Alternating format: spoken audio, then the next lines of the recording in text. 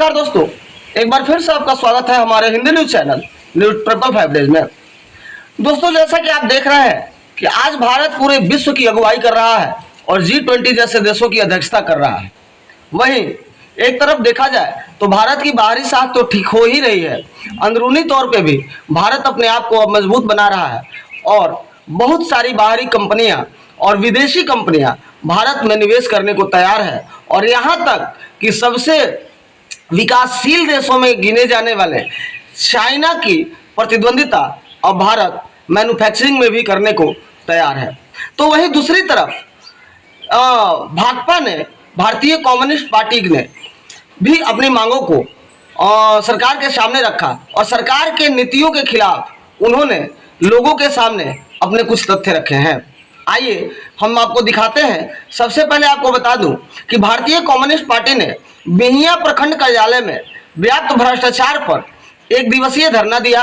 राज्य कमेटी के आह्वान पर जनता के विभिन्न सवालों को लेकर एक दिवसीय धरना का आयोजन किया गया, जिसकी अध्यक्षता कॉमरेड शैलेंद्र पासवान एवं संचालन रामेश्वर सिंह ने की। धरना का मुख्य अतिथि रविंद्रनाथ राय, राज्य कार्यकारिणी सदस्य रघुनाथ सिंह, पूर्व प्रखंड अध्यक्ष दावत, प्रवीणा प्रभाकर भारती, IAF प्रखंड अध्यक्ष बबन कुमार, जगदीश राम, नरेंद्र कुमार सिंह, शिव मुनि पासवान, मंटू कुमार, शंकर पासवान, सूरज राम, दशरथ राम, मीना देवी सहित सैकड़ों महिला पुरुष नेता कार्यकर्ता शामिल हुए। धरने के माध्यम से सभी ने अपनी बातों को रखा और कॉमरेड रविंद्रनाथ राय जी ने जनता के मूलभूत समस्याओं को रखते हुए केंद्र सरकार को जनता के मूलभूत सवालों पर विफल बताते हुए आह्वान किया कि 2024 में इंडिया को जिताकर मोदी सरकार को उखाड़ फेंका जाए। तथा जिला अध्यक्ष उत्तम प्रसाद ने अंचल कार्यालय एवं प्रखंड कार्यालय में व्याप्त भ्रष्टाचार चरम सीमा पर चर्चा की। अगर उन्होंने ये भी कहा कि अगर इसको नहीं रोका गया तो आंदोलन और तेज किया जाएगा। दोस्तों, आपको बता दूं कि मौजूदा अगियाव विधानसभा से विधायक मनोज मंजिल ने आरा सासाराम मार्ग को बहुत दिनों तक जाम रखा और पूरा जिला प्रशासन सोता रहा। दोस्तों, आपको बता दूं कि भारत जैसे लोकतांत्रिक देश में ऐसे तो कम्युनिस्टों का कोई बहुत बड़ा भविष्य नहीं है, लेकिन बहुतेक राज्य जैसे पश्चिम बंगाल जैसे राज्य और भी भारत के कई राज्यों में एक लंबे समय तक ये शासन में रहे हैं। हालांकि वर्तमान में बिहार में RJD के साथ गठबंधन के कारण और इंडिया गठबंधन में शामिल होने के कारण अब इनको भी अपना भविष्य उज्जवल दिख रहा है और धीरे धीरे ये पार्टियां लोगों के सामने एक बार फिर से आकर अपने छवि को सुधारते हुए और जनता के बीच में जगह बनाना चाह रही हैं। राकेश कुमार पांडे की report, news 555 days, Patna, Bihar. आए और लोगों को झूठ बोल करके कहता है विश्व गुरु बनाएंगे। विश्व गुरु भारतीयों को बनाएंगे ना। आज हमारा दुर्भाग्य है हमारे देश का, इतना बड़ा देश, इतने टैलेंट यहाँ पर हैं और एक विश्वविद्यालय भारत में हमारे पास ऐसा नहीं है जो 100 लोगों का जो लिस्ट बनता है दुनिया के टॉप यूनिवर्सिटीज़ का, उसमें भारत का एक विश्वविद्यालय भी आ सके। कैसे विश्व गुरु बनाएंगे आप? अरे आप विश्व गुरु बनाने के लिए विदेशी, आज तक विदेशी यूनिवर्सिटीज़ का प्रवेश भारत में नहीं हुआ था। आज विदेशी यूनिवर्सिटीज़ को बुला रहे हैं, विदेशियों को बुलाकर आप भारत को विश्व गुरु बनाएंगे? ऐसे विश्व गुरु भारत नहीं बन सकता है। विश्व गुरु बन सकता है भारत तब जब भारत की एजुकेशन पॉलिसी को पूरे तौर पर लागू करने के लिए उसमें बजट दिया जाए, गरीबों के बच्चों को पढ़ाया जाए। आज तक जितना भी बड़ा साइंटिस्ट और साहित्यकार बना है, कोई अमीर घर के टाटा बिरला के घर का बच्चा कोई बड़ा साइंटिस्ट नहीं बना है, वो बड़ा बिजनेसमैन हो सकता है। आज तक कुछ बड़ा गुरु की जो दर्जा होता है वो गरीब घर के बच्चे ही निकल करके बड़े इंजीनियर, बड़े डॉक्टर, बड़े साइंटिस्ट, बड़े लेखक वो बनते हैं। ये इतिहास रहा है। आप तो गरीबों की पढ़ाई ही बंद कर रहे हैं। उसके लिए जो स्कूल खुला हुआ था उस स्कूलों को आप बंद कर रहे हैं। शिक्षकों की हालत ख़राब कर रहे हैं। उनकी ये दुर्दशा में शिक्षकों को ला रहे हैं को पढ़ाई नहीं सके। कैसे बनेंगे आप? जुमलेबाजी करने का कोई फायदा नहीं। पूरा परिचय बता दीजिए। मेरा नाम रविंद्रनाथ राय है, भारतीय कम्युनिस्ट पार्टी का मैं राज्य कार्यकारिणी सदस्य। यह प्रखंड कार्यालय में आप लोग धरना पर बैठे हुए हैं, क्या कुछ मांगे हैं? और जैसे कि आप लोगों के द्वारा बताया जा रहा है कि भाजपा हटाओ और देश बचाओ अभियान चलाया जा रहा है, तो एक तरफ मोदी जी कह रहे हैं कि देश हमारा विश्वगुरु बन रहा है। जो मांगे हैं वो आपके सामने हैं। मांगों के बारे में। हमारे प्रधानमंत्री विश्व गुरु बनाएंगे भारत को, इसकी चर्चा जब वो सत्ता में नहीं आए थे तब से ही कई वादों में से एक वादा उनका ये भी था कि हम भारत को विश्व गुरु बनाएंगे।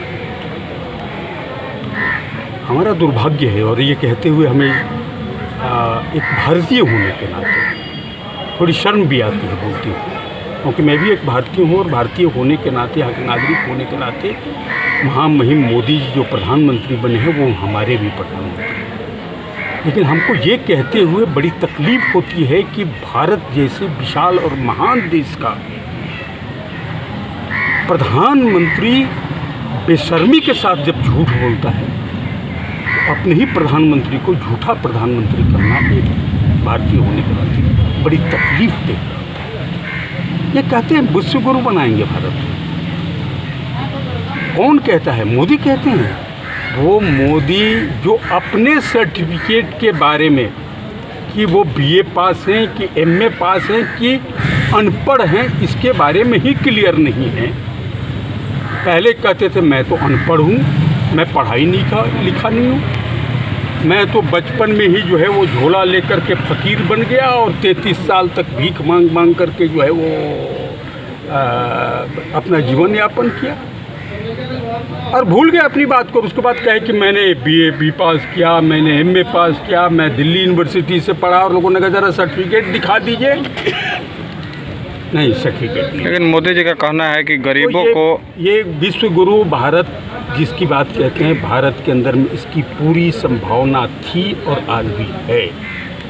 एक समय में जब नालंदा विश्वविद्यालय, विक्रमशिला जो दो बिहार में और तक्षशिला जो आज के पाकिस्तान और अफ़गानिस्तान के बॉर्डर पर है, ये 3 विश्वविद्यालयों के अंदर में पूरी दुनिया के छात्र आते थे, तो तब भारत का विश्व। और आज स्थिति है कि एजुकेशन के ऊपर आपने जो राइट टू एजुकेशन पॉलिसी को ख़त्म किया, पढ़ने का अधिकार को ख़त्म किया, अपने लोगों को अशिक्षित बनाने की पूरी तौर पर आपने एक योजना बना ली है। तमाम सरकारी स्कूलों को बंद करने की आपने योजना ही नहीं बनाई है, बल्कि तकरीबन 1,73,000 छोटे स्कूल जो थे, जहां प्राइमरी स्कूल, जहां पर इस देश के गरीब बच्चे पढ़ते थे, वो स्कूल बंद हो गए, बंद हो रहे हैं। लगातार बजट के अंदर में एजुकेशन के ऊपर खर्च कम किया जा रहा है, और आप कहते हैं कि विश्व गुरु बनाएंगे। फिर से एक दूसरा जुमला,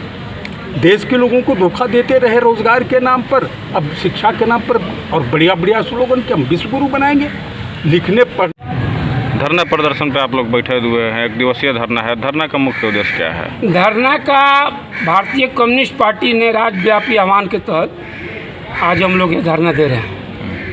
धरना केंद्र सरकार की जन विरोधी नीति, महंगाई, बेरोजगारी, भ्रष्टाचार पर आज तक मोदी जी लगाम नहीं लगा पाए। जैसा कि उन्होंने कहा था 14 में कि मेरी सरकार बनेगी तो विदेश से काला धन भारत में आ जाएंगे, तमाम भारतीयों को 15-15 लाख हम खाते में दे देंगे, महंगाई पर रोक लग जाएगी, भ्रष्टाचारी जेल में होंगे। लेकिन 2 करोड़ नौजवान को रोज़गार देने की बात उन्होंने कहा था, लेकिन ये सारे के सारे बात मैंने कही कि जुमला में इनका ख़त्म हो गया। मोदी जी जिस चुनाव वादे पर जीते थे, उन्होंने वादा फेल किया और पूरे देश में हिंदू मुस्लिम कि दंगा कराने की बात कहकर हिंदुत्व पैदा करके सत्ता चलाना चाहते हैं भारत में। तो भारत के लोगों ने भी ठाना है कि 24 में मोदी जी को भारत से भगाना है और इंडिया को जिताना है। लेकिन मोदी जी का कहना है कि भारत हमारे देश में विश्व गुरु बन रहा है। ये सब गलत बात है। वो कह रहे हैं कि विश्व गुरु बन रहा है, लेकिन भागवत झा के नेतृत्व में बनाना चाहे, मोहन भागवत के नेतृत्व में बनाना चाहते हैं देश को। लेकिन मोहन भागवत ने देश में क्या कर रहे हैं आप देख रहे हैं पूरे जगह। अभी आरा में चौहल्लम के दिन ज़बरदस्ती दंगा कराने का प्रयास आरएसएस के द्वारा हुआ, लेकिन धन्यवाद देना चाहते हैं भोजपुर जिलाधिकारी को और बोला भोजपुर के एसपी को, उन्होंने उस दंगा को रोका। तो इस तरह की इनका भी जब चुनाव आता है तो आप देखते होंगे कि पूरा इस तरह का ईमान इनका चलता है। मतलब आप लोगों का आरोप है कि भाजपा के द्वारा दंगा फसाद कराया जा रहा है। उनका एजेंडा में है कि दंगा कराओ, जात पात के बात बोलो और सत्ता चलाओ। मूलभूत सवालों से अलग लोगों को हटाना चाहते हैं। महंगाई है, बेरोजगारी है, भ्रष्टाचार है, इस पर उन्होंने कोई बात नहीं करना चाह रहे हैं। लेकिन देश में किस तरह से मेरा सत्ता फिर आ जाए उसके लिए हथकंडा भी से अपना रहे हैं। क्या क्या यहाँ के आर.के. सिंह MP हैं, उनका मंत्रालय है, ऊर्जा मंत्री हैं, लेकिन गरीबों के घर में आज देख रहे हैं, उन्होंने कहा था कि BPL परिवार को फ्री में हम बिजली देंगे, गरीबों के घर में फ्री बिजली मिलेगी। लेकिन आज आप देख लीजिए गरीबों के घर में एक घर पर 40,000, 50,000, 30,000 का बिल आया हुआ है। जब इससे बात लोग करते हैं तो कहते हैं कि हम रेल पास करवा रहे हैं, हम सड़क बनवा रहे हैं, जो उनका मंत्रिमंडल का ही बात नहीं है। उनका विभाग है बिजली विभाग, उनको बिजली को दुरुस्त करना है। आप देख रहे हैं कि अभी माने कैसे आँख मिचौली प्रचंड गर्मी में बिजली कर रही है। पूरे गांव में भी देख लीजिए, शहर में भी देख लीजिए, पूरा बिजली की स्थिति खराब है। आर.के. सिंह इस सवाल पर चुप है। अच्छा, मुख्य मांगे आप लोगों की क्या क्या मुख्य मांगे हैं कि बिहियां प्रखंड के तमाम दलित टोलों में जो पानी का निकासी बंद है, गांव के जमींदारों ने, गांव के लंपटों ने उस पानी को बांध के रखा है, उसको हम लोग चाह रहे हैं कि प्रखंड विकास पदाधिकारी और CO दोनों लोग मिलकर उस पानी को तमाम गांवों से निकलवाएं, गरीबों का पानी गांव से बाहर। और नगर में भी देख रहे हैं आप व्यापक भ्रष्टाचार का तांडव चल रहा है। अभी हम लोग देख रहे हैं पूरा होल्डिंग टैक्स का माने एकदम पूरा मारा मारी है, लोग त्रस्त हैं। तो हम सरकार से मांग भी कर रहे हैं कि इस होल्डिंग टैक्स को माने कम किया जाए, गरीबों पर अतिरिक्त बोझ न लादा जाए। भूमिहीनों को जमीनों की बात जमीन की बात है। तब सरकार तो कह रही है कि गरीब को हम जमीन देंगे, लेकिन बिहियां CO ने आज तक एक आदमी को जमीन इन्होंने नहीं दिया। किनको जमीन दिया? हरिराम सिंह जैसे लोगों को यहाँ के जमीन CO ने, जो यहाँ के उपाध्यक्ष CO थे, उन्होंने राम सिंह को ज़मीन देकर बिहियां में चला गया। लेकिन गरीबों को कोई ज़मीन आज तक नहीं मिली। हम लोग मांग करते हैं कि तमाम गरीबों को, किसी जाति धर्म के मानने वाले हों, उनको 5 डिसमिल ज़मीन सरकार दे। अगर उनके गांव में ज़मीन नहीं है तो सरकार कह रही कि खरीद कर हम देंगे, तो सरकार को खरीद कर देना चाहिए। ये हम लोग का डिमांड है। पूरा परिचय बता दीजिए। मेरा नाम उत्तम प्रसाद, भारतीय कम्युनिस्ट पार्टी के जिला सचिव। कम्युनिस्ट पार्टी जिंदाबाद।